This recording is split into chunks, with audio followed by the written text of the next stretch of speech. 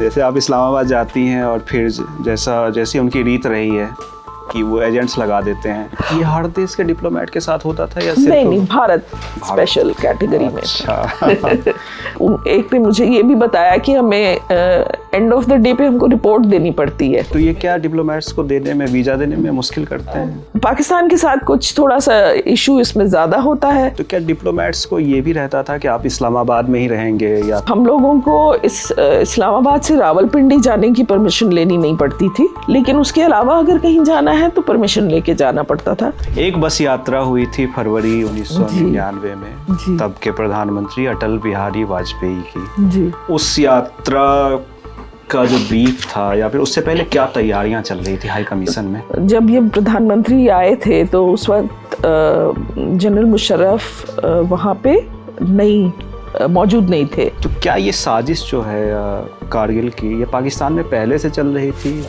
बेनज़ीर भुट्टो जो पूर्व प्रधानमंत्री थी पाकिस्तान की, उन्होंने एक इंटरव्यू में कहा था कि जब मुशर्रफ उस समय आई थिंक DGMI शायद थे, तो उस वक्त उन्होंने सिमिलर एक प्लान उनको प्रेजेंट किया था। खाने के बिना पाकिस्तान की कहानी कभी पूरी नहीं होती। आपने जो वो कहानी लिखी है कराची हलवा जी, और वो पाकिस्तान में मिल नहीं रहा था जी, क्या हुआ था?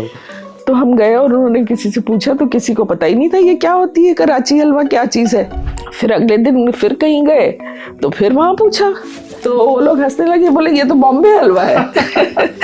तो जिसको हम कराची हलवा करके के खाते हैं, वहाँ पे वो लोग बॉम्बे हलवा करके खा रहे थे। IC-814 हाईजैकिंग होती है, अमृतसर, दुबई, फिर वो कंधार पहुँचता है फाइनली जी। फिर हाई कमिश्नर जी पार्थसारथी आपको और आपके हस्बैंड घनश्याम को बुलाते हैं जी। और वो क्या बताते हैं आपको? कि फिर वो कहते हैं कि भारत सरकार ने ये फैसला किया है कि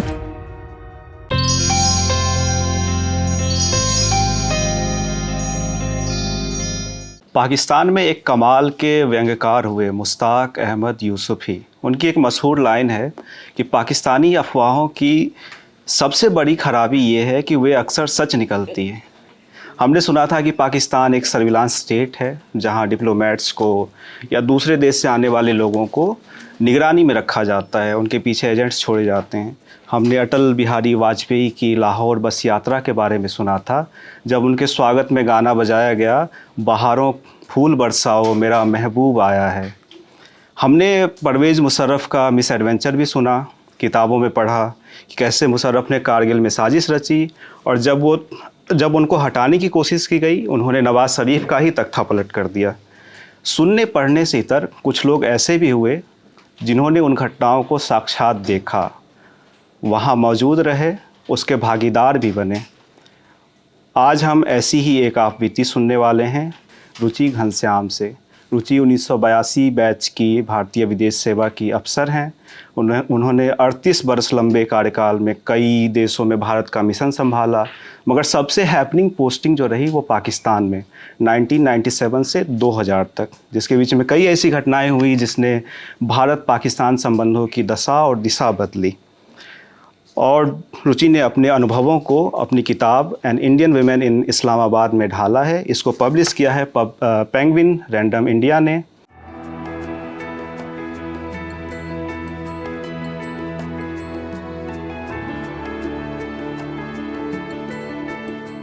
नमस्ते, मैं अभिषेक हूं और आप लल्लन टॉप का खास कार्यक्रम किताबवाला देख रहे हैं और आज हमारी मेहमान हैं एम्बेसडर रुचि घनश्याम। मैम, बहुत बहुत स्वागत है आपका। धन्यवाद अभिषेक, मुझे यहाँ बुलाने के लिए बहुत बहुत धन्यवाद। बहुत शुक्रिया आने के लिए मैम। मैं अपने सवाल की शुरुआत उस मुलाकात से करूँगा जावेद अख्तर साहब, जब आपको यूके में मिलते हैं और आप जो किताब जिस पे हम बात करने वाले हैं उसको आप सेल्फ में डाल चुकी होती हैं कि अब इसको छोड़ देते हैं। उनसे क्या बात हुई थी कि आपने फिर से इसको लिखने का फ़ैसला किया? ये किताब मैंने लिखनी शुरू करी थी जिस समय कोविड का प्रकोप चल रहा था और काफ़ी हद तक लिख दी थी, तकरीबन 5-6 चैप्टर्स इसके लिख दिए थे, लेकिन ये उसका कैसे उसका अरेंजमेंट किया जाए ये मुझे समझ में नहीं आ रहा था। और एक समय मुझे लगने लगा कि इसकी तो जलेबी बन गई है बिल्कुल, तो अब इसमें से कैसे बाहर निकला जाए, वो चक्रव्यूह वाला सवाल हो गया कि बाहर कैसे निकला जाए, और कोई रास्ता नहीं दिखा। तो इसको मैंने रख दिया कि शायद किसी दिन इसका जब समझ आएगा तो इसको दोबारा से लिखना शुरू करूँगी।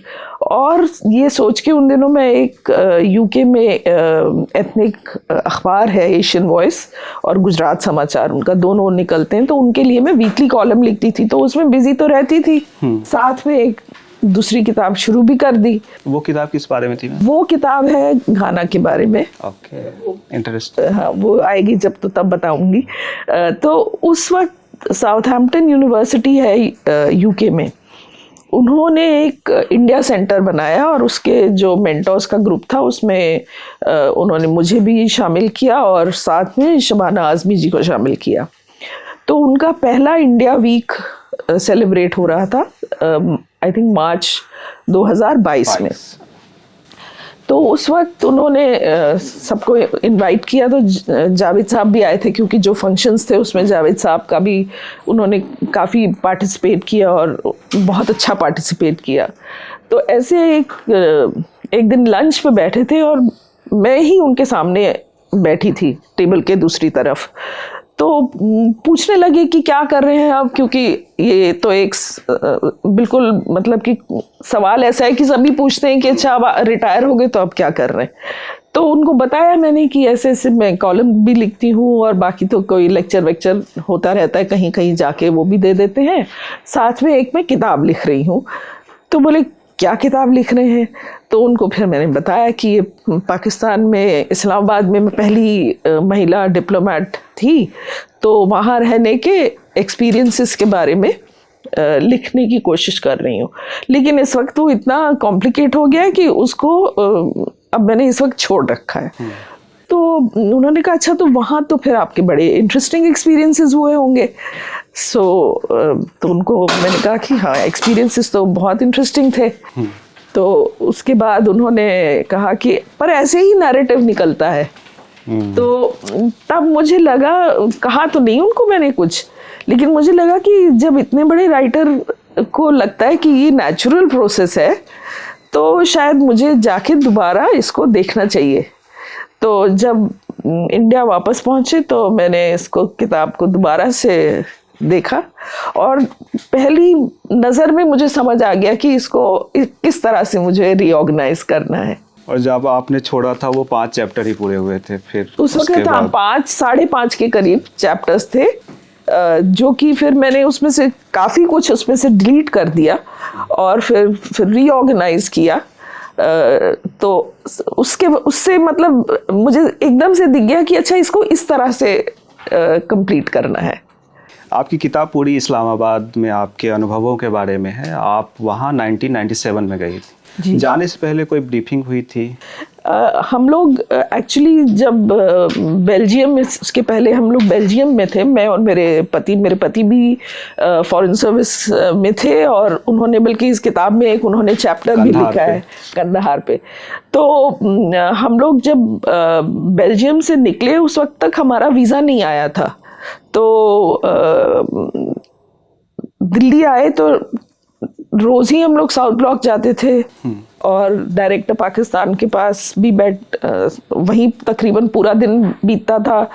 जो जॉइंट सेक्रेटरी थे उनके पास भी जाते थे, तो रोज ही क्या काम हो रहा है, किस तरह के इश्यूज आ रहे हैं उसके बारे में रोज ही तकरीबन, और ये कई दिनों तक चली, क्योंकि कुछ दिन के बाद मालूम चला कि वो हम लोग को तो परिवार को तो वीज़ा देने के लिए अग्रीमेंट उनका आ गया है, लेकिन हमारे साथ जो हमारे घर में जो कार्यरत जो लोग थे, दो लड़कियां थी, उनका वीज़ा उन्होंने क्लियर नहीं किया था। तो एक बार हमको ये ऑफ़र हुआ कि भाई आप लोग चले जाइए, वो लोग बाद में आ जाएंगे। तो उस पे तो मेरा मत बिल्कुल क्लियर था कि हम जाएंगे तो सब साथ जाएंगे, क्योंकि एक बार वहाँ चले जाएंगे और फिर कब होगा कब नहीं होगा तो उसमें। ये क्या डिप्लोमेट्स को देने में, वीजा देने में मुश्किल करता है? ये तो होता है, ये तो होता है, ये समय के हिसाब से बदलता भी होगा ये। पर मतलब पाकिस्तान के साथ कुछ थोड़ा सा इशू इसमें ज़्यादा होता है। अच्छा। तो लेकिन कभी कभी ज़्यादा हो जाता है, कभी नहीं होता है, कभी नहीं होता है, ऐसा तो कम ही होता है, लेकिन हाँ कम होता है। जैसे आप इस्लामाबाद जाती हैं और फिर जैसी उनकी रीत रही है कि वो एजेंट्स लगा देते हैं जी कि आप अगर घर ढूंढ रहे हैं जी तो उसके लिए भी परेशानी, उसके पीछे भी लगे। आप कहीं जा रहे हैं, आप किसी होटल में जा रहे हैं, जी शॉपिंग करने जा रहे हैं, तो एजेंट्स आपके पीछे लगे रहते हैं। जी। उनका रूटीन क्या होता था? तो वो सुबह तो हमारे ऑफिस जाने के पहले वो आ जाते थे, और फिर हम लोग जब ऑफिस जाते थे तो उनकी एक टोयोटा कार, उसमें 2 आदमी रहते थे, वो हमें फॉलो करके ऑफिस तक हम लोग जाते थे। और हमारी जो हाई कमीशन है उसकी, जैसे अगर ये लंबी ऐसे बाउंड्री वॉल है तो उसके एक सिरे पे सड़क के दूसरी तरफ एक पेड़ था, और उसके नीचे ये लोग वहाँ बैठे रहते थे। तो जब कोई ऑफिसर निकलता था तो जो उसको फॉलो करता था वो उनके पीछे लग जाता था। वो डिसाइड होता था कि कौन किसको फॉलो करेगा? मतलब वो असाइंड ही रहते होंगे ना, मतलब चेंज होती रहती होगी ड्यूटी उनकी, क्योंकि जो हमें फॉलो करते थे वो भी कभी कभी चेंज हो जाते थे। हर समय एक ही व्यक्ति नहीं था, कुछ समय कोई दूसरा व्यक्ति भी था। तो जो जिसको फॉलो कर रहा है, जिसकी जो ड्यूटी है, वो उसके पीछे चला जाएगा। ये हर देश के डिप्लोमेट के साथ होता था या सिर्फ? नहीं, भारत स्पेशल कैटेगरी में अच्छा। भारत स्पेशल कैटेगरी में था। एक तरफ वो एजेंट्स थे। हाँ प्लीज। तो जैसे आप जब शहर के बाहर जाते थे, हम लोग जैसे लाहौर गए या कराची गए, तो वहाँ दूसरे उस शहर के लोग आते थे फॉलो करने, और फिर वो जैसे रात को डिनर के लिए चले जाते थे, और 9 बजे के बाद जनरली वो लोग ऑफ हो जाते थे। तो एक मैंने इसमें बताया भी है उसके बारे में कि एक ने मुझे ये भी बताया कि हमें एंड ऑफ द डे पे हमको रिपोर्ट देनी पड़ती है कि ये कहाँ गए थे, तो किससे मिले थे, किसके घर गए थे, किससे मिले थे, जो भी। तो उनका ये कहना था कि अब अगर उन्होंने झूठ लिख दिया और किसी और ने कहीं और देख के वो रिपोर्ट दे दी तो वो मुश्किल में पड़ जाएंगे। तो ये उनकी भी एक ड्यूटी थी, जो वो मतलब एक तरह से देखा जाए तो मजबूरी। कुछ लोग तो उसमें से काफी मतलब फ्रेंडली से भी होते थे, कुछ लोग उतने अच्छे नहीं भी होते थे। तो आप जैसे पाकिस्तान में आपके दोस्त बने होंगे जी, तो आप उनसे मिलने जाती होंगी जी। तो क्या उन लोगों को कभी परेशानी हुई इस वजह से? हम लोग ऐसा मतलब गैस करते थे कि जो हम लोग से मिलते हैं उनको किसी किस्म की क्लियरेंस अवेलेबल है, क्योंकि वरना कोई हम लोगों से फ्रीली कैसे मिल सकता है। क्योंकि जो जिनको नहीं रही होगी क्लियरेंस, उन लोग को तकलीफ भी होती थी। तो जैसे मैंने एक चैप्टर लिखा है उसमें कि उनके घर उन्होंने मुझे बुलाया और वहाँ हम लोग गए, मैं गई वहाँ उनके साथ। 2 लेडीज़ थी उनके साथ, लंबी चौड़ी अच्छी, मतलब चाय पी और बातचीत हुई, गपशप हुई। और उसके बाद में बाहर जब निकली तो देखा कि 2 आदमी घर के अंदर जा रहे हैं, जो मुझे फॉलो कर रहे थे। वो गाड़ी में बैठे थे और वो 2 उसके बाद घर गए। उनसे पूछा होगा, क्या पूछा आपने? तो उसके बाद उन लोगों से मेरी कभी मुलाकात नहीं हुई, नहीं। क्योंकि अगर उनको दिक्कत किसी ने किया है तो ऑब्वियसली फिर इंसान पीछे हट जाता है। तो दैट वाज द सिचुएशन। तो क्या डिप्लोमेट्स को ये भी रहता था कि आप इस्लामाबाद में ही रहेंगे या फिर इस सीमा के बाहर नहीं जाएंगे, आप इन इलाकों में नहीं जाएंगे? भारत के जो डिप्लोमेट्स थे, हम लोगों को इस्लामाबाद से रावलपिंडी जाने की परमिशन लेनी नहीं पड़ती थी, और मरी जाने के लिए परमिशन लेनी नहीं पड़ती थी। लेकिन उसके अलावा अगर कहीं जाना है तो परमिशन लेके जाना पड़ता था, और परमिशन मिलेगी ये कोई मतलब ऐसा नहीं था कि गारंटी, हाँ आप अप्लाई कर दीजिए आपको परमिशन मिल जाएगी। ये फॉरेन ऑफिस से, पाकिस्तान फॉरेन ऑफिस से आपको पूछना पड़ता था। तो आमतौर पे मिल जाती थी, पर कब एक आध ऐसे सिचुएशन 2 केस हुए हमारे साथ जिसमें हमें परमिशन नहीं मिली थी। आपने एजेंट्स की कहानी बताई, आईएसआई जो इन सब के पीछे और आर्मी एस्टेब्लिशमेंट, लेकिन कई ऐसे दिलचस्प किरदार हैं पाकिस्तान में भी जिन्होंने अच्छा अनुभव दिया, जैसे आपको मार्केट रेट से कम कीमत में घर देने वाले लैंड ऑनर्स, मास्टर जी की आपने कहानी सुनाई है, एक सेंसिटिव एरिया में शादी की दावत देने वाले दोस्त जी, उनके बारे में थोड़ा विस्तार से बताइएगा। सो हमारा जो घर ढूंढने का किस्सा है वो तो एक यूनिक है, मतलब मेरी ज़िंदगी में दोबारा ऐसा कहीं भी एक्सपीरियंस नहीं हुआ, क्योंकि हम लोगों ने 100 से ऊपर हमने घर देखे, तब जाके हमको घर मिला, और वो घर मिला जो हमने रिजेक्ट कर दिया था, जिसमें हम जाना नहीं चाहते थे क्योंकि वो बहुत बड़ा क्योंकि वो एक तो बहुत बड़ा था, और दूसरा उसकी बाउंड्री वॉल हमारे हाई कमिश्नर के साथ कॉमन बाउंड्री वॉल थी। तो हमने सोचा हमारे बच्चे तो इतना शोर मचाते हैं, तो बॉस के घर के बगल में रहें, कोई तोड़ फोड़ कर दें, कोई 2 लड़के, वो भी एक मिडिल स्कूल में था और एक एलिमेंट्री स्कूल में था, तो क्रिकेट भी खेलते थे, कुछ भी करते थे, तो तोड़ फोड़ कुछ हो जाए, उनका शीशा टूट जाए, कुछ हो जाए, तो हमारी मुफ्त में मतलब प्रॉब्लम आएगी। तो ये सोच के हम लोग उस घर में नहीं रहना चाहते थे, और इतना बड़ा था, उसको कौन मेंटेन करेगा, एक ये भी प्रश्न था हमारे सामने। तो हमने उसको रिजेक्ट कर दिया था, लेकिन घुमा फिरा के हमको उसी घर में ले गए, और फिर वही घर हम लोग को लेना पड़ा।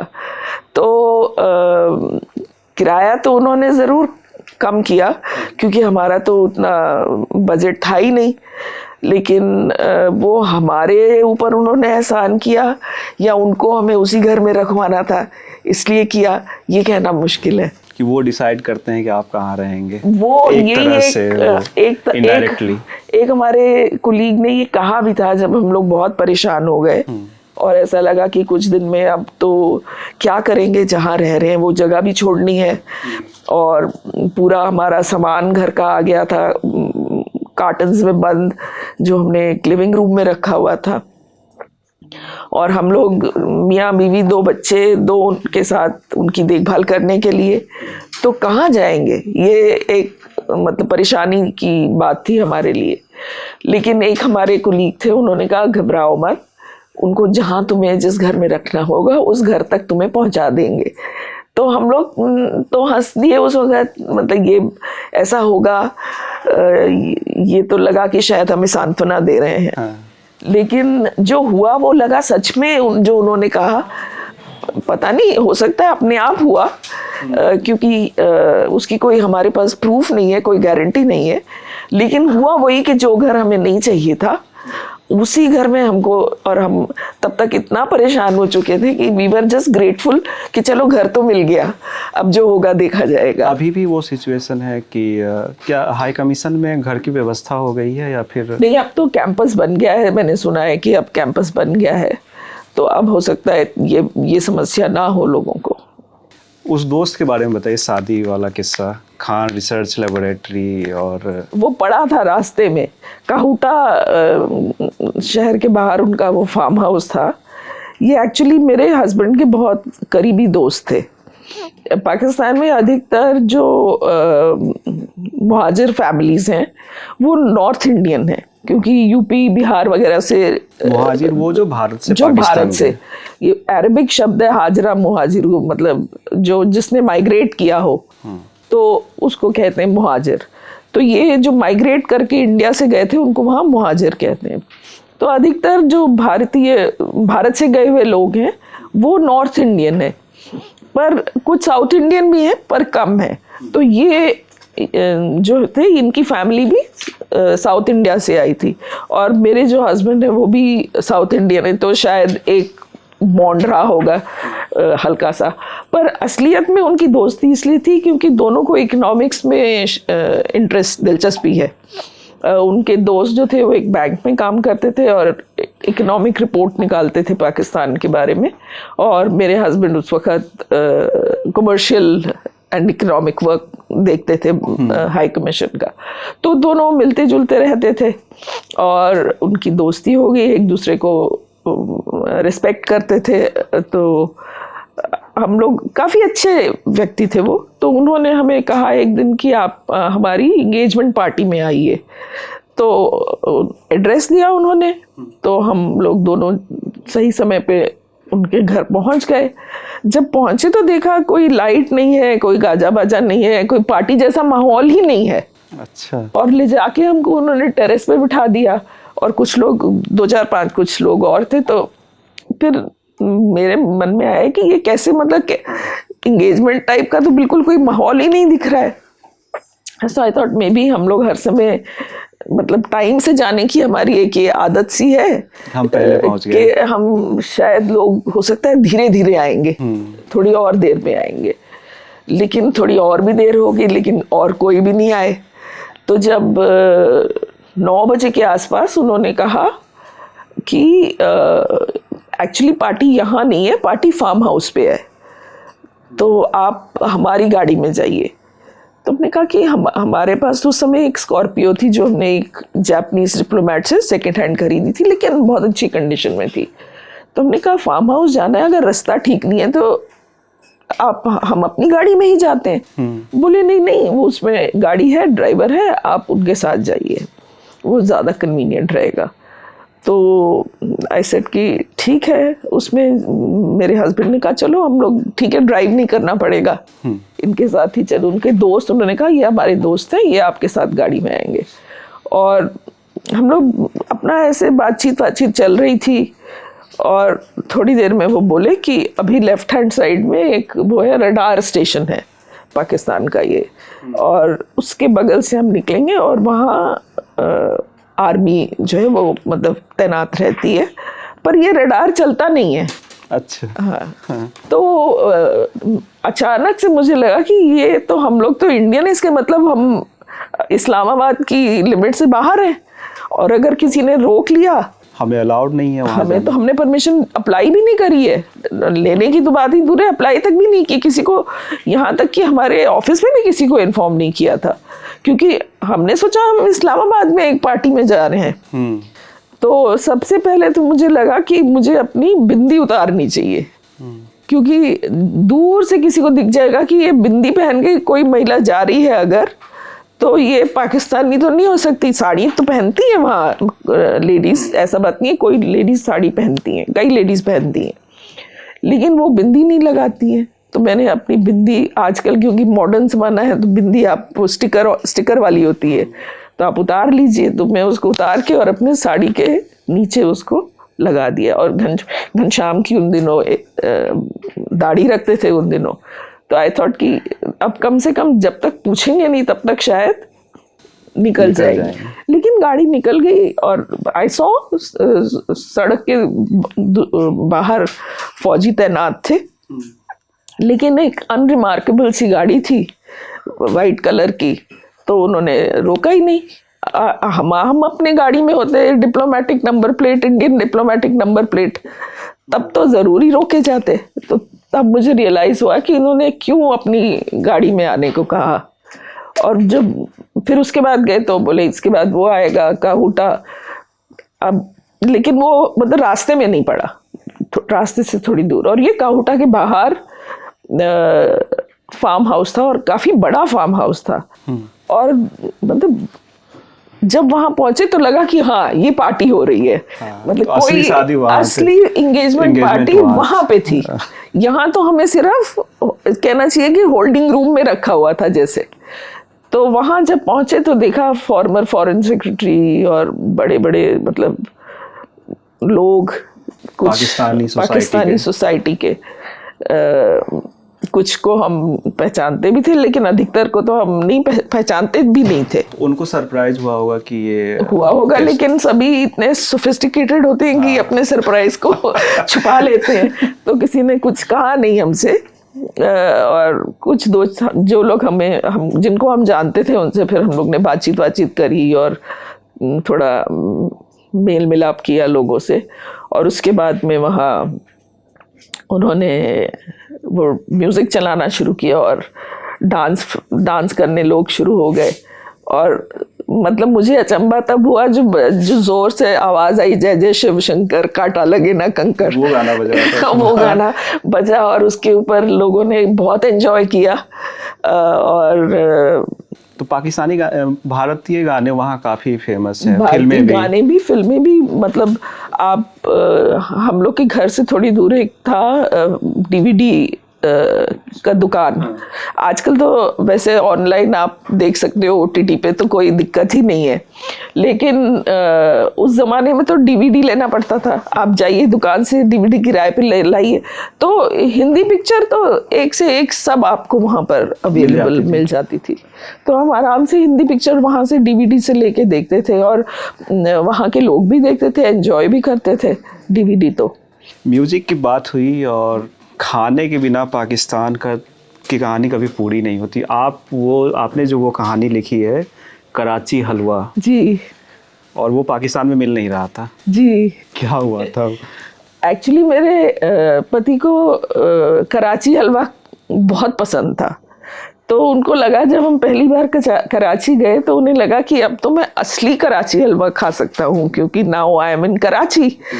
तो पहले दिन जब हमें कुछ उनके दोस्तों ने इनवाइट किया डिनर पे, तो हम गए और उन्होंने किसी से पूछा, तो किसी को पता ही नहीं था ये क्या होती है, कराची हलवा क्या चीज़ है। तो हम लोग वापस आ गए। फिर अगले दिन फिर कहीं गए तो फिर वहाँ पूछा, तो फिर भी किसी को पता नहीं था कि ये क्या चीज़ है। तो फिर किसी ने कहा कि अच्छा, आपको इतना शौक है कराची हलवे का, तो एक मिठाई की दुकान में चलिए। मिठाई की दुकान में आप खुद ही देख लीजिए कि है कि नहीं है, हो सकता है हमें नहीं पता है, हमें पसंद ना हो। तो जब वो दुकान में गए और वहाँ दुकान में देखते देखते देखते पहुँचे लास्ट में, तो वो बोले, देखो ये रखा तो है कराची हलवा, तुम लोग कहते हो कि नहीं मालूम है। तो वो लोग हंसने लगे, बोले ये तो बॉम्बे हलवा है। तो जिसको हम कराची हलवा करके के खाते हैं, वहाँ पे वो लोग बॉम्बे हलवा करके खा रहे थे। So that was strange thing। खाना वैसे देखा जाए तो खाने पीने में इतना बहुत ज़्यादा फर्क नहीं है, लेकिन वेजिटेरियन खाना वो लोग हमारे घर आते थे तो कई लोग पूछते थे, क्योंकि पाकिस्तान में वेजिटेरियन खाना उतना अच्छा नहीं बनता है जितना भारत में बनता है। तो उनको हमारे खाने का शौक था। मिठाइयाँ हमारी वहाँ काफ़ी मशहूर हैं, मोतीचूर के लड्डू वाले तो हम लोग तो हर साल एक्चुअली दिवाली पे ये मंगाते थे बस भर के मिठाई इंडिया से, दिल्ली से। और क्योंकि काजू बर्फ़ी एक अच्छी मिठाई भी मानी जाती है, और उसकी शेल्फ लाइफ भी, तो ये है कि आप रात भर ड्राइव करके वापस ले जा रहे हैं, बांटने के में भी आपको समय लगता है, तो वो फ्रेश ही रहती है। तो सब लोग कराची हलवा, काजू कतली वहाँ पर हम लोग मंगाया करते थे। एक बार सब लोग अपनी अपनी लिस्ट देते थे उसके मुताबिक से, और फिर अपने अपने फ्रेंड्स को, कॉन्टैक्ट्स को, सबको भेजते थे। तो मुझे मोतीचूर का लड्डू बहुत पसंद है, तो मैं हमेशा एक दो अपने लिए मंगवा लेती थी कि मेरे लिए भी एक दो ले आना। तो हमारे जो लैंडलॉर्ड थे खान साहब, तो वो एक बार आए, जब मिठाई आई तो उनको हम लोग ने उनकी बर्फ़ी का डब्बा उन्हें दे दिया। और जब वो बैठे शाम को चाय वाय पीने के लिए, तो मोतीचूर का लड्डू गरम करके माइक्रोवेव में तो वो लाया गया। तो वो उनको लगा कि ये तो लड्डू कौन सी बड़ी चीज़ है, तो शायद ऐसा लगा होगा, उनके चेहरे से मुझे ऐसे लगा। तो मैंने उनको कहा, खान साहब ये आम लड्डू नहीं है, ये मोतीचूर का लड्डू है, इसमें आप इसको तोड़िए तो इसके जो है वो मोती की तरह चूर चूर हो जाते हैं। तो उनको ये उस डिस्क्रिप्शन इतना पसंद आया, फिर उन्होंने जब खाया तो उनको लड्डू भी पसंद आया। तो उसके बाद से हमेशा वो मोतीचूर के लड्डू की डिमांड करने लगे। तो आपने वो बस का जिक्र किया जो लड्डू लेकर दिल्ली से इस्लामाबाद पाकिस्तान एक बस यात्रा हुई थी फरवरी 1999 में, तब के प्रधानमंत्री अटल बिहारी वाजपेयी की लाहौर गए थे दिल्ली से, और बीच में उनको सुरक्षा कारणों की वजह से हेलीकॉप्टर से जाना पड़ा। उस यात्रा का जो ब्रीफ था या फिर उससे पहले क्या तैयारियां चल रही थी हाई कमीशन में? नहीं, वो तो तैयारी तो खूब डिटेल में हुई थी, क्योंकि भारत से टीम भी आई थी और जो जितने आउटकम्स थे उनके सबके बारे में डिस्कशन हुए पाकिस्तान के तरफ से पाकिस्तान के साथ, और निगोशिएशंस वगैरह सब हुए। और जैसे मुझे मीडिया के लिए जो अरेंजमेंट करने थे उसका चार्ज दिया गया, तो हमने एक पूरा होटल बुक किया, क्योंकि ये उम्मीद थी कि मीडिया को इसमें दिलचस्पी होगी इस विजिट में। तो हमने पूरा होटल उनके लिए, मीडिया के लिए बुक किया, वहाँ मीडिया सेंटर बनाया। और अंत में हम भारत से इतने जर्नलिस्ट आए थे कि पूरा होटल भी हमें कमती पड़ गया। कुछ लोगों को, आई थिंक 2 या 3 लोग थे जिनको कमरे शेयर करने पड़े, और फॉरेन जर्नलिस्ट भी थे। सो मीडिया पार्टी के साथ ही उनको लेके मैं गई थी। मेरे कुलीग थे दिल्ली से जो आए थे, उस समय OSTPR थे सुनील लाल में, वो मेरे साथ ही उन्होंने सर्विस ज्वाइन करी। तो वो पूरी रात उन्होंने इनके एक्रेडिटेशन के कागज़ बनवाए मीडिया के लिए, और फिर अगले दिन हम लोग, तो ये एक मतलब मेरे जीवन का सौभाग्यपूर्ण समय था जो मेरे सामने से बिल्कुल देखा। जब प्रधानमंत्री आए और बस से उतरे और नवाज शरीफ ने उनको वेलकम किया, तो ये अपने मतलब बिल्कुल एकदम कुछ फीट के अंदर से देखा। उस समय हो रहा था जब कुछ महीनों पहले ही दोनों देशों ने न्यूक्लियर टेस्ट किए थे। हाँ, कुछ समय पहले किए थे। यस, तो ये एक मतलब क्योंकि दोनों प्रधानमंत्री को ये चाहते थे वो कि इसमें से कुछ पीस लाने के लिए कुछ रास्ता किया जाए, तो ये लाहौर विजिट उसके लिए एक बहुत महत्वपूर्ण पहल थी। जैसे शरीफ ने अभी कुछ महीनों पहले एक भाषण दिया था, उसमें उन्होंने कहा था कि वाजपेयी जी ने पहल की थी और हमने उनको धोखा दिया, ये उन्होंने स्वीकार किया। या तो उस समय क्या माहौल था पाकिस्तान में, जो वहाँ की पार्टियां थी, विपक्ष था और आर्मी? जी, मतलब एक जब ये प्रधानमंत्री आए थे तो उस वक्त जनरल मुशर्रफ वहाँ पे मौजूद नहीं थे। और उसके बारे में मैंने लिखा है कुछ, मुझे इंटरनेट पे एक मिले, एक पाकिस्तानी कमेंटेटर का मिला है, उन्होंने कारण उसमें बताया है कि उस वक्त पाकिस्तान में एक और विजिटर आ रहे थे और एक प्रधानमंत्री नवाज शरीफ ने एक मीटिंग दी और उसमें ये फैसला किया गया कि सरताज अजीज़ और जनरल मुशर्रफ उनको रिसीव करेंगे और प्रधानमंत्री नवाज शरीफ खुद वाजपेयी जी को रिसीव करेंगे, और उसके बाद जब वो लाहौर आ जाएंगे तो तब तक वो उनको रिसीव करके ये लोग भी यहाँ इस तरफ आ जाएंगे। तो मतलब ये उन्होंने एक बताया कि ये जो शटलिंग हुआ उसके कारण वो नहीं आ सके।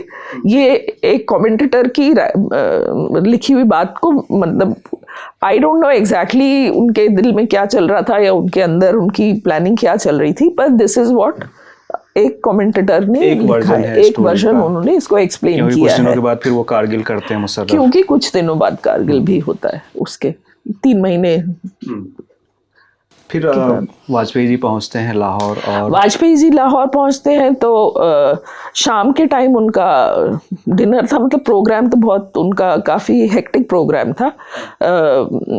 तो शाम के वक्त जब वो लाहौर फोर्ट में डिनर था, और बहुत एकदम जो मेरी उसकी मेमोरी है कि वो मतलब उसमें ऐसे लाइट्स जैसे तारे टिमटिमाते हैं, ऐसे बहुत ही अच्छे से उसको सजावट की थी और अच्छा डिनर था। और एक जो बाकी म्यूजिक का तो मुझे याद नहीं है, पर बाहरों फूल बरसाओ जब गाना बजा तो एकदम से जैसे चौंक जाते हैं ना कि ये कितना, एक तो पसंद भी है वो गाना सबको, इंडिया में बहुत पॉपुलर गाना है, और वो मूड पता चलता है कि उस मूड को वो एक्सप्रेस बहुत अच्छे से उस गाने से एक्सप्रेस, रागिनी गाओ मेरा महबूबा है। और उसी दौरान वाजपेयी जी का एक भाषण भी होता है। जी जी, जो उन्होंने उसमें उन्होंने कहा जंग ना होने देंगे, वो कविता उन्होंने बताई।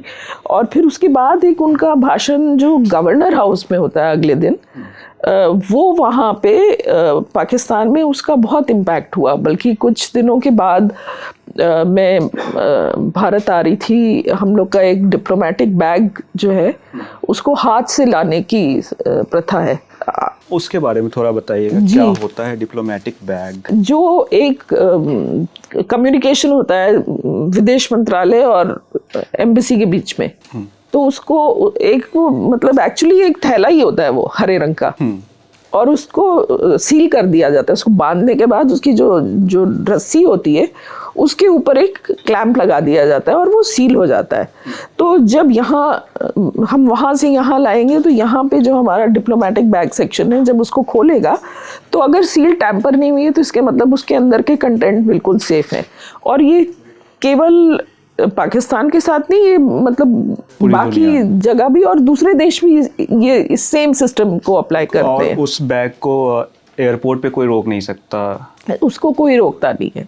लेकिन क्योंकि भारत और पाकिस्तान के रिश्ते बहुत मतलब सेंसिटिव हैं, तो हमारे जो डिप्लोमेटिक बैग था, तो एक कोई ना कोई डिप्लोमेटिक ऑफिसर उसको अपने हाथ से, जो उसमें भी 2 कैटेगरी मतलब 3 कैटेगरी के बैग होते हैं, पर एक कैटेगरी सी है, वो तो तकरीबन आई थिंक आजकल तो शायद बंद ही हो गया है, पर एक बी कैटेगरी का होता है और एक ए कैटेगरी का होता है। तो ए कैटेगरी जो होता है, जो थोड़ा सेंसिटिव होता है, तो वो तो बिल्कुल पर्सनली आपको उसको संभालना पड़ता है।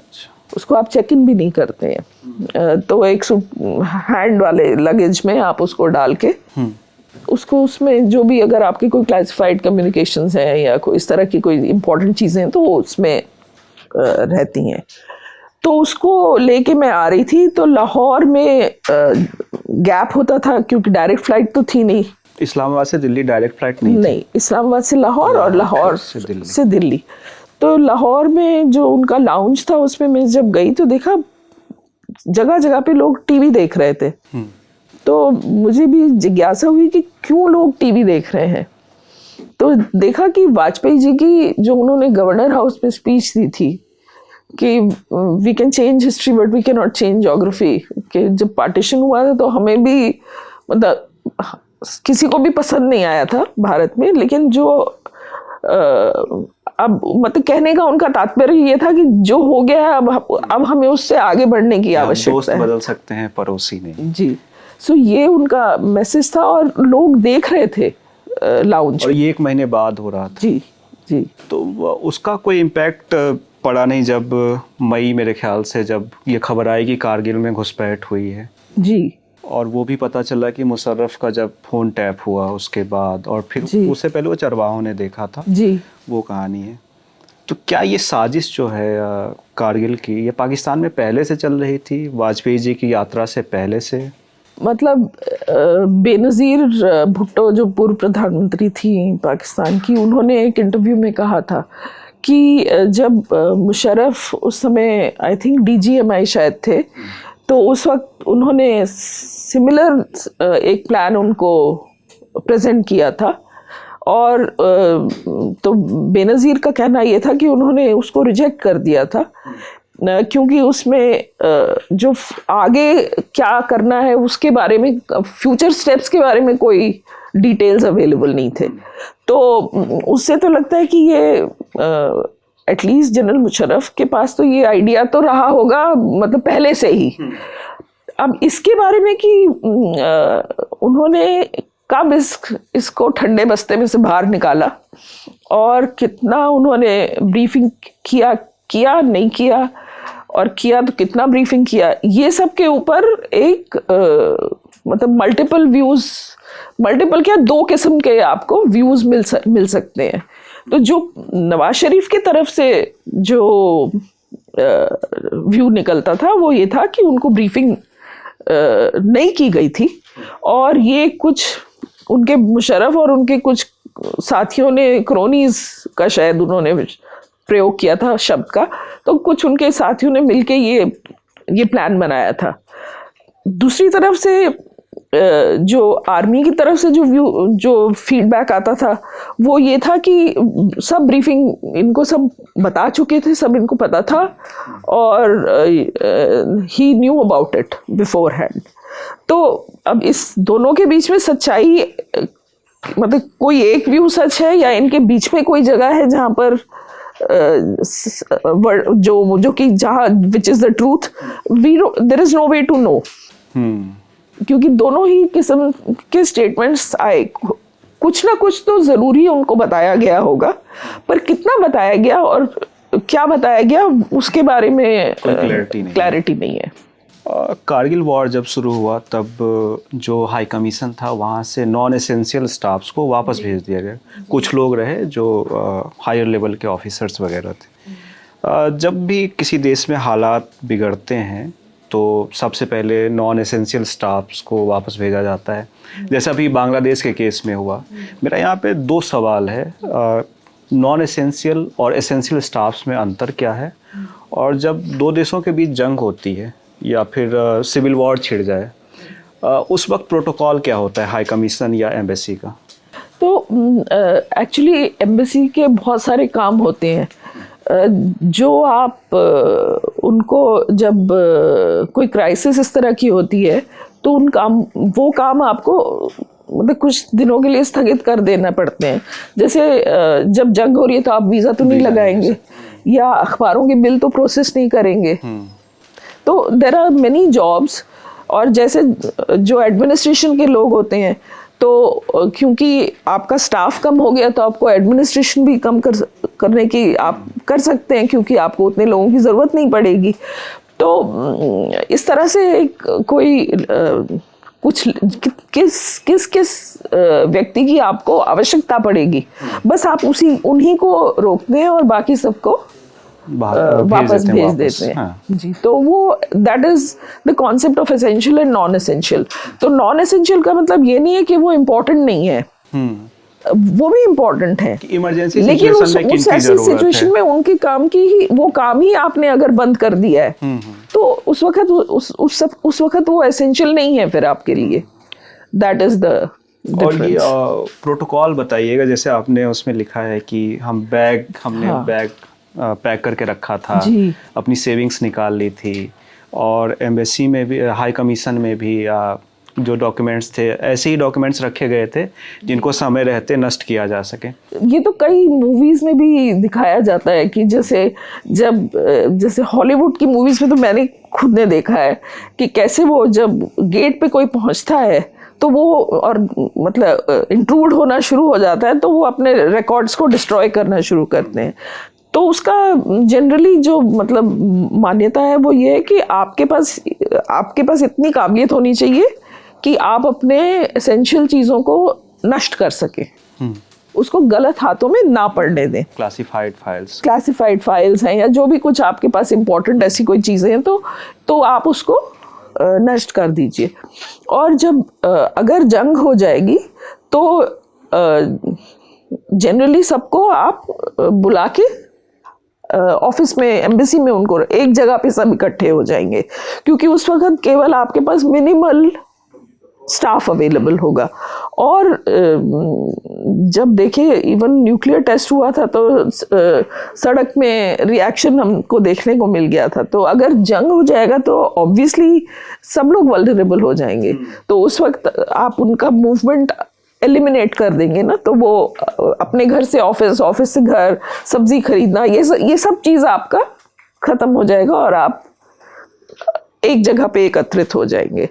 तो हम लोग को भी यही इंस्ट्रक्शंस मिले थे कि आप अपना एक बनाइए बैग जिसमें आपके एसेंशियल चीज़ें हो, और उसको फिर जब आपको मूव करना पड़े तो अगर हो सकता है कभी ऐसा भी समय आए कि एकदम तुरंत मूव करना पड़े तो you should be ready to move immediately. और कारगिल वॉर के समय ही एक किस्सा या घटना हुई थी फ्लाइट लेफ्टिनेंट नचिकेता की। जी, जब उस समय के हाई कमिश्नर जी पार्थ सारथी ने मना कर दिया था मीडिया के प्रेजेंस में उनको रिसीव करने से, वो किस्सा। तो जब उनको वो अजय आहूजा के प्लेन को खोजने जब वो गए थे उस वक्त उनका प्लेन मतलब he descended and he was in Pakistani territory, मतलब पाकिस्तानी टेरिटरी नहीं, सॉरी, LOC के दूसरी तरफ थे वो। तो उन्होंने अपने रिवॉल्वर की जितनी गोलियां जब ख़त्म हो गई तो उनको पकड़ लिया गया, और वो उसके बाद में एनीवे जब उनको वापस होने की बात आई तो फैसला जब हो गया तो ये हुआ कि पाकिस्तान फॉरेन ऑफिस में उनको मीडिया की प्रेजेंस में हाई कमिश्नर को दिया जाएगा। तो हाई कमिश्नर जो हमारे थे जी पार्थसारथी, वो खुद उन्होंने वो आर्मी में पहले रह चुके थे, तो उनको इस बात से बहुत उन्होंने आपत्ति करी कि इस तरह से किसी भारतीय सैनिक की डिग्निटी को आप नहीं कम नहीं करने करेंगे, उसको तमाशा नहीं बना सकते। तो उन्होंने मना कर दिया। जब उन्होंने मना कर दिया तो मीडिया को तो ऑलरेडी वो बुला चुके थे, तो फिर उन्होंने ICRC को बुलाया और ICRC को हैंड ओवर कर दिया, रेड क्रॉस, और रेड क्रॉस फिर उनको लेके उन्होंने उनको हमारे एम्बेसी पे ले आए। कारगिल की जो लड़ाई है जुलाई में ख़त्म हो गई और भारत ने उसमें बढ़त हासिल की, जीत मिली हमें। कारगिल के बाद पाकिस्तान में भारत को लेकर क्या माहौल था? क्या कोई परेशानी हो रही थी या ऐसा कुछ देखने को मिल रहा था? परेशानी तो हर समय ही कुछ ना कुछ रहती थी, पर आई थिंक कारगिल के बाद मुझे ऐसा कोई इंसिडेंट तो याद नहीं है इस वक्त जो कि जिसको मैं कह सकूं कि कोई आउट ऑफ द वे कोई इंसिडेंट हुआ हो, क्योंकि लोग तो वहाँ कई इंसिडेंट्स थे ऐसे जिसमें लोगों को कोई ले जाते थे, उठा ले जाते थे, और फिर तो उनका मैंने जिक्र भी किया है किताब में, एम्बेसी स्टाफ को। जी, तो यहाँ पे क्या रिएक्शन होता था? उनको कैसे छुड़ाया जाता था फिर? नहीं, छोड़ते तो वो अपने आप ही थे। मतलब छुड़ाने की तो आपके अंदर, आप तो केवल उनको अप्रोच कर सकते हैं वहाँ और यहाँ दिल्ली में, जब आपके किसी व्यक्ति को, क्योंकि एंड ऑफ द डे आप तो एम्बेसी है ना, आपके पास कोई पुलिस नहीं है, आपके पास कोई वहाँ फौज नहीं है, आपको उन्हीं के ऊपर डिपेंड करना पड़ेगा। तो वो लोग अपने आप ही छोड़ देते थे, मतलब जो भी उनको समझना होता था उसको समझ लेते होंगे। और फिर जैसे हमारे यहाँ एक गार्डनर था, उसका मैंने बताया कि उसको उन्होंने एक बार वो जब हाई कमीशन आ रहा था तो उसको पकड़ के ले गए थे, तो उससे बार बार वो कुछ लोगों के बारे में सवाल कर रहे थे। अब वो तो गार्डनर था, वो तो बाहर काम करता था, तो एम्बेसी के अंदर का तो उसे कुछ पता भी नहीं था, क्या बताता वो किसी को। तो उनको शायद पता चल गया होगा कि इसको कुछ ज़्यादा कुछ पता नहीं है, तो उन्होंने छोड़ दिया उसे। तो फिर लोग वो छोड़ देते थे फिर उसके बाद, बट उस दौरान में उस व्यक्ति को काफ़ी प्रताड़ित करते थे। मतलब ऐसा नहीं है कि ये तो छूट गया था इस गार्डनर की, उन्होंने कुछ नहीं किया था, कुछ भी उसको हार्म नहीं किया था, पर कुछ लोग तो काफ़ी कुछ लोगों को तो काफ़ी टॉर्चर हो जाता था। टॉर्चर शब्द सही है कि नहीं आई डोंट नो, पर उनकी मार पिटाई तो हो ही जाती थी। ये जो वियना कन्वेंशन की बात होती है, डिप्लोमेटिक इम्यूनिटी, उसके वायलेशन में है बिल्कुल। फिर भी वो करते थे, फिर भी वो करते थे। वो हमें भी अक्यूज करते हैं हम, लेकिन हमारे समय में जितना मुझे पता है कि हमने किसी को, भारत ने किसी को ऐसे टॉर्चर नहीं किया, लेकिन वो लोग, आप अगर पाकिस्तानी से पूछेंगे तो वो कहेंगे भारत में भी ऐसे करते हैं। और कारगिल के फिर 3 महीने बाद 12 अक्टूबर 1999, जी, जब मुशर्रफ श्रीलंका में थे जी, और नवाज शरीफ ने ISI चीफ जियाउद्दीन भट्ट को बुलाया और उनको आर्मी चीफ बना दिया। जी, फिर उसके बाद मुशर्रफ आए, जी, फिर उन्होंने नवाज शरीफ का तख्ता पलट कर दिया, जी, कुछ दिन जेल में रखा, फिर निर्वासन में बाहर भेज दिया। उस रात क्या हुआ था जब ये तख्ता पलट चल रहा था? मुशर्रफ कराची पहुंच चुके थे और उसके बाद उनके जो वफादार थे प्रधानमंत्री आवास में दीवार फांद के गए और उन्होंने नवाज शरीफ को कैद कर लिया। तो ये टीवी चैनल पे दीवार फांद के गए थे। तो जब उन्होंने जब ये सबसे पहले नवाज शरीफ ने जियाउद्दीन को जब चीफ बनाया, तो हम लोग सब इकट्ठे होके उसको हमने टीवी पे देखा हाई कमिश्नर के रूम में, और सब आपस में मतलब फिर डिस्कशन होने लगा कि कू होगा कि उसको सक्सेस करने के लिए क्या आवश्यक है, और क्या वो क्योंकि end of the day Musharraf उस वक्त पाकिस्तान में नहीं थे, तो उनके साथ कितनी लॉयल्टी, बाकी फौज की कितनी लॉयल्टी है। तो एक तरह से लॉयल्टी टेस्ट भी था। एक तरह से फौज का मींस जो प्रधानमंत्री के साथ वो अगर होते तो मुशर्रफ सक्सीड नहीं हो पाते ना। तो जब उन्होंने जियाउद्दीन जैसे व्यक्ति जो कि आईएसआई में थे, जो कि नॉन फाइटिंग आर्म से थे, तो जब उन्होंने चुना, तो आई थिंक वो सबसे पहला इंडिकेशन तो वही था कि उनके पास आर्मी की कितनी लॉयल्टी है, जो फाइटिंग आर्म की कितनी लॉयल्टी है। और ये पूरा ऐसे ड्रामा सा था, एक फिल्म की तरह था कि उनके जहाज को लैंड नहीं करने दिया गया, और बहुत सी चीज़ें ऐसी हैं जो बाद में पता चली, उस वक्त तो पता भी नहीं चली। उस वक्त तो सिर्फ हम कुछ जो सामने हो रहा था उसको हम देख रहे थे। और शाम को एक स्पेनिश एम्बेसी ने अपना नेशनल डे मना रहे थे, तो क्योंकि बहुत नेशनल डे होते हैं तो हाई कमिश्नर जो है वो कुछ जगह अपने दूसरे अफसरों को भेज देते हैं, या कभी कभी हाई कमिश्नर के साथ किसी और को भी इनविटेशन आ जाते हैं। तो उस नेशनल डे को अटेंड करने के लिए मैं और मेरे हस्बैंड को नॉमिनेट कर दिया था उन्होंने, तो हम लोग की ड्यूटी थी उस दिन उसको अटेंड करने की। तो जब हम वहाँ पहुँचे तो हम पाकिस्तान टीवी स्टेशन के सामने से हम ड्राइव करके गए, तो वो बिल्कुल अंधेरे में था। कोई वहाँ मतलब ऐसा कोई ये नहीं है जैसे लाइट वाइट रात को जलती है, वैसे कुछ नहीं जल रहा था। और जब एम्बेसी पहुंचे तो सबको कौतूहल कि क्या हो रहा है, किसी को कुछ पता था, कोई को कुछ पता था, सब अटकलें लगा रहे थे कि क्या हो रहा है। पूरी तरह से बात किसी को ऐसा नहीं मालूम थी। लेकिन जब हम वापस आके हमने दिल्ली में फ़ोन किया उनको, तो तब मुझे ऐसे मतलब फर्स्ट टाइम रियलाइज़ हुआ कि 24/7 जो टीवी चैनल है वो कितना मतलब जगह जगह से, अब हम तो 1, 2, 3 लोग हैं, हम लोग तो जगह जगह से तो रिपोर्टिंग भी नहीं कर सकते हैं। लेकिन आप टीवी चैनल लगा के देख लीजिए, आपको बीबीसी का भी दिख जाएगा, आपको CNN का भी दिख जाएगा, आपको कोई और भी दिख जाएगा, सब अपनी रिपोर्टिंग कर, तो उनके पास पहले से जानकारी आ जाती है।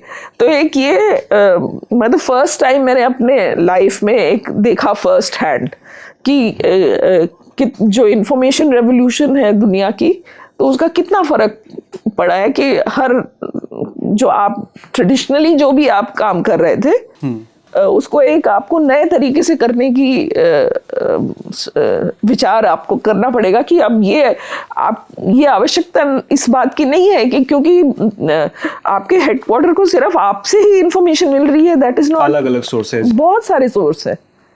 तो आपको बिटवीन द लाइंस देखना पड़ता है कि उसका क्या मतलब निकाला जाए। बिल्कुल।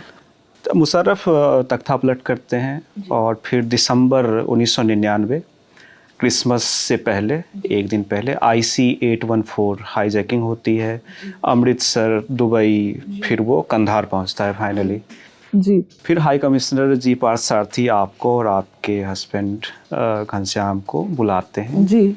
और वो क्या बताते हैं आपको? वो हमें बुला के फिर वो कहते हैं कि भारत सरकार ने ये फैसला किया है कि घनश्याम को कंधार जाना है। नेगोशिएशन की टीम भी आएगी भारत से, लेकिन पहले उनको जाना है। तो फर्स्ट डे वहाँ जब घनश्याम पहुँचे तो उस वक्त कोई और वहाँ पर नहीं था भारत की तरफ से। और घनश्याम ने उनसे पूछा भी कि वहाँ जाके मुझे क्या करना है, मेरा मैंडेट क्या है। तो ये सब भी इतना उनको इस बारे में कोई जानकारी इतनी उस वक्त नहीं थी। ये तो रात के समय करीब आई थिंक 11 बजे थे शायद। तो फिर मुझसे उन्होंने, जी पार्थसारथी ने मेरी तरफ उन्होंने मुझसे कहा, अपोलोजाइज किया और बोले कि माफ़ी एक तरह से मांगी। उन्होंने बोले सॉरी, और मेरे पास दूसरा कोई है नहीं जो मैं, क्योंकि उस वक्त क्रिसमस वेकेशन स्कूल का था, तो कई ऑफिसर्स उस वक्त भारत अपने परिवार के साथ आए हुए थे। हाई कमीशन में कुछ ही लोग उस समय मौजूद थे, तो बोले कि कोई और है नहीं जिसे मैं भेज सकता, तो मुझे इनको ही भेजना पड़ रहा है। तो कई बार लोग ये पूछते हैं कि जब कंधार आपको जाने के लिए कहा गया तो आप मतलब आप घबराए कि नहीं घबराए। तो यही घनश्याम ने भी यही लिखा है कि डरने की बात तो अवश्य थी, क्योंकि हम सभी वो वहाँ तालिबान रजीम के दौरान वहाँ क्या हो रहा है वो सब अखबारों में हम लोग पढ़ते रहते थे, वो भी सभी पढ़ रहे थे। तो और उसको इंडिया ने रिकॉग्नाइज भी नहीं किया था, और इंडिया ने कोई रिकॉग्निशन नहीं दिया था उस रजीम को, हम नहीं रिकॉग्नाइज करते थे। उस वक्त दुनिया के केवल 3 देशों ने रिकॉग्नाइज उन्हें किया हुआ था। तो ये सब देखते हुए एक रिस्क फैक्टर तो था ही। तो लेकिन घनश्याम ने भी यही लिखा है कि मुझे फिर भी मुझे इसमें डर नहीं लगा, एक्साइटमेंट लगा इस विजिट के ऊपर। और मुझसे भी कई बार लोग पूछते हैं कि आप घबराई नहीं कि जब उनको कंधार भेजा गया। तो एक्चुअली डर तो मुझे भी नहीं लगा। अब क्यों नहीं लगा इसके बारे में मैंने बाद में एनालाइज करने की कोशिश करी, तो मुझे ये लगा कि शायद क्योंकि मैं रिपोर्टिंग करती थी उस वक्त अफ़गानिस्तान के ऊपर, और वैसे भी हम लोग जब जैसे बड़े भी हो रहे थे तो ये पठानों के बारे में हमेशा यही हम लोग सुनते थे, वो पख्तूनख्वा के आपके घर में जो मेहमान आया है उसको हार्म नहीं करते हैं, उसको नुकसान नहीं पहुंचाते हैं। तो यही बात सोच के मुझे भी लगा कि नहीं, कुछ नहीं होगा। और ये हमने रियलाइज़ नहीं किया क्योंकि वो तो सुबह सुबह चले गए कंधार और मैं फटाफट तैयार होके ऑफिस चली गई। बच्चे तो सो रहे थे उस वक्त, और ये हम दोनों ने ही नहीं कभी सोचा कि बच्चों ने जब ये देखा तो उन्होंने क्या सोचा इसके बारे में। तो ये एक मेरा छोटा बेटा है, उसको एक बार मैंने राइटिंग असाइनमेंट दिया था, उसके पैर में फ्रैक्चर हो गया था, तो उसने एक आर्टिकल लिखा था और वो आउटलुक ऑनलाइन जो है उसमें छपा था। तो उसने यही लिखा कि उसने तो टीवी में देखा कि उसके फादर जो हैं वो अभी कंधार, क्योंकि उस दिन पूरे दिन यही शॉट सब टीवी चैनल चला रहे थे कि एक इंडियन डिप्लोमेट अब यहाँ पहुंच गए हैं और ये देखिए जहाज से उतर रहे हैं। तो वो मतलब एक इमेज थी कि वो अपने एक हाथ में ब्रीफकेस पकड़े, एक हाथ पे उनका ओवरकोट है और प्लेन की सीढ़ियों से उतरे। तो बच्चों ने जब ये देखा तो उनको तब रियलाइज हुआ कि उनके फादर इस वक्त कंधार में है। घनश्याम कंधार जाने वाले पहले भारतीय डिप्लोमेट थे हाईजैकिंग के टाइम जी। और फिर जब सब लोगों को छोड़ दिया गया, हाईजैकिंग ख़त्म हो गई, तो सबसे आखिर में वो वापस भी आए थे, सबसे आखिर में जी। तो उन्होंने काफ़ी मज़ेदार चैप्टर लिखा है, उस पर दिलचस्प है, आपको पढ़नी चाहिए। और हम चाहेंगे कि वो इसको किताब की शक्ल दें तो ज़्यादा बेहतर, काफ़ी इंटरेस्टिंग मुझे लगा। आपका मैसेज मैं ज़रूर उनको दूंगी। और जो आपकी किताब है एन इंडियन वीमेन इन इस्लामाबाद, उसके जो केंद्र में है महिलाओं की स्थिति जी, जो आपने देखी वहाँ पाकिस्तान में, वो कैसी है? पाकिस्तान से वापस आने के बाद इवन उसके दौरान भी भारत में अक्सर मुझसे लोग इस बारे में सवाल करते थे। एक सवाल जो बड़ा इंटरेस्टिंग है, मैं लेकिन किताब में मैंने नहीं लिखा है ये, कि कई लोग ये पूछते थे कि क्या वहाँ महिलाएं बुर्का पहने रहती हैं। तो एक भारत में मतलब इसके बारे में एक जिज्ञासा सी लोगों में मुझे लगी कि हम लोग, लेकिन यदि आप इस्लामाबाद जाएंगे आपको शायद बुर्के में कोई भी नज़र नहीं आएगा। वहाँ की महिलाएं बहुत मतलब स्मार्टली ड्रेस्ड होती हैं, और कोई सच कोई मैंने वहाँ मतलब ऑब्वियस रूप में आपको पर्दे की वो कोई प्रथा ऐसी आपको नहीं दिखेगी। सिर पे चादर डालती हैं, चुन्नी डालती हैं अपने, कई लेडीज डालती हैं, कई नहीं भी डालती हैं। तो लेकिन ऐसा आपको नहीं दिखेगा कि कोई पर्दा कर रहा है या कुछ कर रहा है।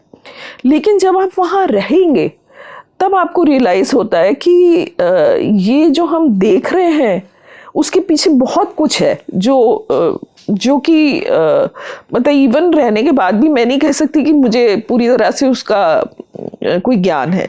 लेकिन जैसे कुछ महिलाएं ऐसी हैं जो चादर और चारदीवारी की जो कॉन्सेप्ट सभी ने सुनी हुई है यहाँ पे, कि वो चादर और चारदीवारी के बाहर ही नहीं कभी निकलती।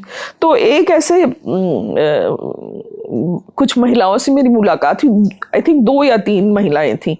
जब हम घर ढूंढ रहे थे तभी इनफैक्ट शुरुआत में ही उनके घर हम लोग उनका घर देखने गए थे जो वो किराए पे देना चाह रहे थे। और हम लोग जब वहाँ गए तो मेरे पति को तो ड्राइंग रूम में ले जाया गया, और मुझे पीछे वो एक आंगन टाइप था जिसमें दीवार बनी हुई थी पूरी, और उस आंगन में लेडीज के साथ मैंने बैठ के बातचीत करी। ये अलग वो लोग अलग थे, हम लोग अलग थे। और उनसे फिर मैंने पूछा कि आप लोग कैसे मतलब शॉपिंग वगैरह कैसे करती हैं, तो कभी बाजार जाती हैं या नहीं जाती हैं? तो वो बोली कि नहीं, हमारा तो सब सामान घर में ही आ जाता है। हमारे तो कपड़ों का क्या होता है? तो बोले कपड़े भी वो दुकान से आ जाते हैं और उस पर हम चॉइस कर लेते हैं कि हमें कौन सा पसंद है, वो हम रख लेते हैं, बाकी हम भिजवा देते हैं। ये इस्लामाबाद में था, पर वो लोग बलूची थे, तो बलूचिस्तान में शायद ये ज़्यादा रहती होगी प्रथा। तो बाय चांस मतलब ये मुझे एक एक्सपीरियंस देखने को मिला। फिर एक हमें किसी ने एक शादी में इनवाइट किया था नॉर्थ वेस्ट फ्रंटियर प्रोविंस में, पेशावर के पास। तो वहाँ शादी में जब हम गए तो ऐसे दोनों जन अलग अलग हम लोग को ले जाया गया। तो जहाँ घनश्याम गए वो जेंट्स थे वहाँ पे, और जहाँ मैं गई वो सिर्फ लेडीज थी, और शादी हो रही थी। और मतलब मुझे तो ये नहीं पता कि जेंट्स में कौन गेस्ट आए थे, हमारे होस्ट कौन से थे और कहाँ थे, और घनश्याम को नहीं पता कि लेडीज में कौन थे। सो दोनों ने अलग अलग हमने सेम शादी अटेंड करी। अब हम इंटरव्यू के आखिर में पहुंचते हैं और भारत पाकिस्तान संबंधों के भविष्य पर बात करेंगे। उससे पहले 1-2 चीज़ें मैं बता दूं कि पाकिस्तान में जो 70-72 सालों का इतिहास है उसमें आधे से ज़्यादा समय मिलिट्री ने डायरेक्ट रूल किया, आधे समय इनडायरेक्टली, क्योंकि कोई भी प्रधानमंत्री बनता है तो उस पर आर्मी का वरदहस्त रहता ही है। आर्मी यानी उसको पाकिस्तान में एक टर्म दिया जाता है मिलिट्री एस्टेब्लिशमेंट, जो वहाँ की सबसे बड़ी कंपनी भी मानी जाती है। इनका सुई से लेकर ट्रक तक का बिजनेस है जी। और उसकी साथ ही है ISI जो खुफिया एजेंसी है। आपने किताब में एक चीज़ लिखी है कि I would sometimes wonder who was the bigger victim of their shenanigans, India और द पीपल ऑफ पाकिस्तान। जी देखिए, जो पाकिस्तान की जो फौज है, कई बार कुछ लोगों से जब बातचीत होती थी तो लोग ये सवाल उठाते थे कि अगर पाकिस्तान का कोई दुश्मन ना हो तो पाकिस्तान को इतनी बड़ी फौज की आवश्यकता क्या है? तो ये दुश्मनी सच में है या पाकिस्तान आर्मी के इंटरेस्ट में है कि ये दुश्मनी मेंटेन रहे? उन्होंने क्रिएट किया हुआ है कि ये क्रिएट किया हुआ है, ये उनके इंटरेस्ट में है या? तो ये सवाल लोग प्राइवेट में उठाते थे। और जैसे देखिए, आप कोई हमसे मिले और उन्होंने कहा कि हम आपको अपने घर बुलाएंगे, मिलना चाहते हैं, बातचीत करना चाहते हैं, उनको भी कौतूहल है हमारे बारे में। लेकिन जहाँ उनको मैंने बताया कि देखिए, हम लोग अकेले नहीं आते हैं, जब हम आते हैं तो हमारे पीछे एक गाड़ी आती है। तो उसके बाद वो एकदम जैसे एक हिंदी में कहावत है ना, गधे के सिर से सींग जैसे गायब हो जाते हैं, ऐसे वो गायब हो जाते थे बिल्कुल। तो ये एक फियर, एक किस्म का इंटेलिजेंस एजेंसीज का, जो कि आम आदमी के ऊपर था। और दूसरे आप देखिए तो फौज के सीनियर अफसरों को इतने ज़मीनें मिलती थी, और जहाँ देखिए वहाँ उनका अपॉइंटमेंट हो रहा है, कोई वाटर एंड पावर एजेंसी में या कहीं कहीं अलग अलग गवर्नमेंट डिपार्टमेंट्स में, तो एम्बेसडर बना के उनको भेजा जा रहा है, रिटायर्ड जनरल्स को। तो एक तरह से एक उनका स्ट्रैंगल होल्ड पाकिस्तान की इकोनॉमी पे और उसकी सोसाइटी पे, उसकी पॉलिटी पे, उसकी पॉलिटिक्स पे, हर चीज़ पे उनका एक पकड़ है। तो वो जो है उसके कारण पाकिस्तान जो अपना, जो उसके नेचुरल, उसके जो हित में है, वो पॉलिसीज को अपना नहीं पाता है, ऐसा मुझे और जब ये इंडिया को लेकर फॉरेन पॉलिसी डिसाइड करने की बात आती है तो उसमें आर्मी और आईएसआई का सबसे बड़ा दखल होता है। ये भी कहा जाता है कि वही डिसाइड करते हैं, वही डिसाइड करेंगे। अगर कोई ऐसी स्टेप लिया जाएगा जिससे कि रिश्ते नॉर्मलाइज हो सके, तो शायद आर्मी के तो हित में नहीं होगा। तो अब ये उनका क्रिएशन है, जो कोट एंड कोट जिसको कहते हैं मुजाहिदीन या जिहादी फाइटर्स जो हैं, मतलब मैं तो यही मानती हूँ कि ये उनकी पाकिस्तान की आर्मी और आईएसआई का ही क्रिएशन है, और ये कैलिब्रेट भी कर लेते हैं उनको।